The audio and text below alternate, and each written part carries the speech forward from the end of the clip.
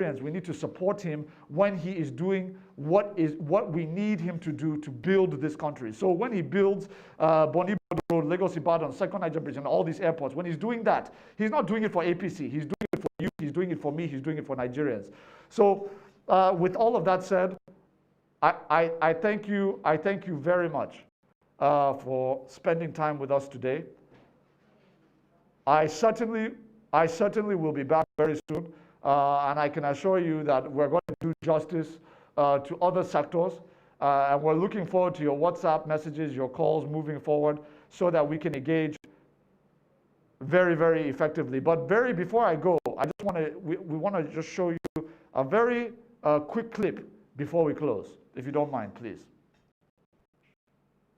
Transportation is essential to the efficient working of an economy, bringing together the inputs used in the production of goods and services and getting outputs from the production process to customers. Developing an understanding of the transport and transport-related challenges and opportunities facing alternative industry sectors is an important first step. The economy of Nigeria is a middle-income, mixed economy and emerging market, the largest in Africa with expanding manufacturing, financial, service, communications, technology, and entertainment sectors. It is ranked as the 27th largest economy in the world in terms of nominal GDP and the 24th largest in terms of purchasing power parity. Nigeria has seen much of its transport network fall into despair in the wake of unprecedented recent economic and population growth, as well as decades of underinvestment in critical transport infrastructure. The country's expansive road network spans nearly 200,000 kilometers, although the majority of these is unpaved and in need of maintenance. While major urban centers, including Lagos, have long suffered from crippling congestion, with vehicle ownership rising, while development of mass transit systems has stalled. The country's 3,500-kilometer rail network has also deteriorated, with cargo volumes falling at an all-time lows in the early 2000s, exacerbating highway maintenance challenges and weighing on trade and economic growth. The transport system in Nigeria is being seen as the means towards attainment of growth and development in the Nigerian economy. The transportation of goods and services has become vital to the economy due to foreign exchange earnings to the sector of the economy. Transportation in itself is hardly in demand for its own sake. Rather, it is linked organically to the survival of other sectors, namely the social, political, and economic sector. While activities in aspects of transportation systems operation and development will generate an increase in demand for transportation of goods, services, and people, an investment in transportation projects will not only help achieve said increase, but will directly and indirectly positively affect the Nigerian economy by providing jobs for the Nigerian people, which in turn will help in stabilizing Nigerian economy post-COVID. With a high unemployment rate of 23.1% at Q4 2018, the effects of COVID-19 has left many without a lifeline and means of livelihood. Creating and maintaining jobs for the masses is a priority for many nations. Speaking to us today on economic development, how transport projects will create jobs for a diversified economy, is Mr. Ajuri Ngelale. Mr. Ajuri Ngelale is the Senior Special Advisor to the President on Public Affairs. Mr. Ngelale is a Nigerian journalist and former lead consultant in public affairs to the Federal Ministry of Power. Thank you very much for staying with us and watching that clip. Oh, I see. Okay, that's fine. Thank you. Yes, good morning. My name is Olutola from Lagos. Yes, I can. Thank you. My question is, I haven't traveled to other countries. I see the transport train station being connected to the Nigerian airport, and which is one major source of revenues for those countries. I want to know how best can the ongoing train transport system being constructed in Nigeria be at least connected to our airports, so that at least travelers from various countries, travelers in Nigeria can use this airport, can use these train stations, and this will definitely be a source of revenue to our government? That's my question. Thank you. Okay. Yeah. Thank you very much, my brother, for the very insightful and patriotic concern and you've raised with your question. Let me just say that one of the major challenges we have, before I get into the solution, is that the rail network that we're building now was built in a kind of a master plan. And many of the things that were done in terms of, like when you talk the synergy between what was done on the rail and what is being done with our airports, it was not well produced. It was not well considered.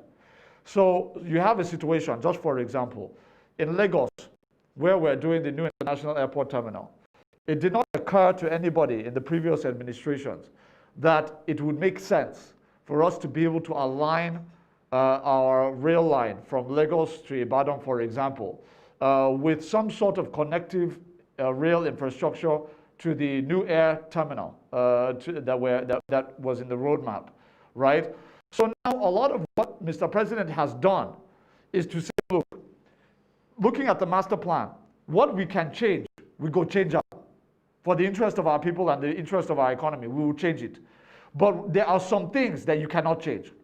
So if I put an airport in the middle of one crazy place, right, that is inaccessible to rail for several different reasons, underground pipelines, there's so much that goes into this thing, then you now have a problem. So now the president said, even going from Iju to Apapa Port in Lagos with the Lagos-Ibadan rail line, was an amendment brought by this president to say it doesn't make sense for us to just be thinking about how we're going to move people, human beings, from one place to another.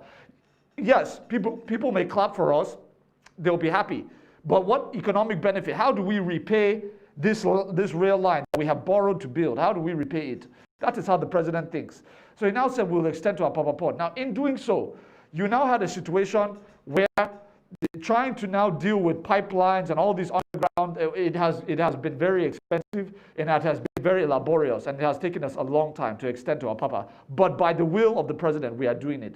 So my point is that in many of the examples I've mentioned around the country, well, Port Harcourt International, all these different places, the rail line master plan was not envisaged wisely to accommodate airports. It's only in Abuja where that is an exception. It's only Abuja International where they said, okay, from Abuja Airport, since it's far out from the central business district, it now makes sense for us to have rail line. Good for that, good. But we would, if we were thinking, we would have done that across the country so that we could have multiplied the benefit for our people. But unfortunately, it's just Abuja. So my brother, I'm sorry that this is the answer, but this is really where we are with that. With that, I say thank you very much. I'm very grateful to every person who watched this program, even if you only watch 5 minutes, 2 minutes, or the whole thing. I'm grateful to you. Thank you for the time. I hope that I was able to shed some light on some very important matters around how transportation infrastructure built under this administration, completed under this administration, is going to impact on the larger economy as we seek to diversify well beyond oil and gas into textiles, into solid minerals, into agriculture, into being an export hub where we have refined and processed our raw materials to be able to export on the international market.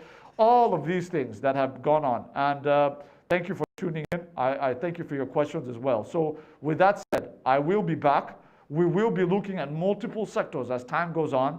I just plead with all of you to be patient with us. Be patient with President Muhammadu Buhari. Be patient with Vice President Professor Yemi Osinbajo.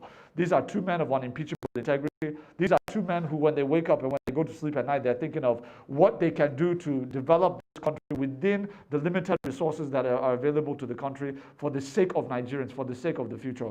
I'm just hoping that all of us will join together, whether you're in government or out of government, in the public sector or out of the public sector, join government as patriots to say we can do it different this time. And the results that we're talking about are on the ground for you to see. If we're talking Lagos Ibadan, you can go there and see what is there. If we're talking Bonny Bodo Road, you can go and see what is going on there. Second Niger Bridge and all of that. So everything is verifiable, and we're going to ask that you continue to hold us to account for the promises that we have made, and we hope that by 2023 you will not say that you have been disappointed. This is the nation building effort is all of ours. Let us all take ownership over it. I look forward to being with you again. God bless you all, and please stay safe out there.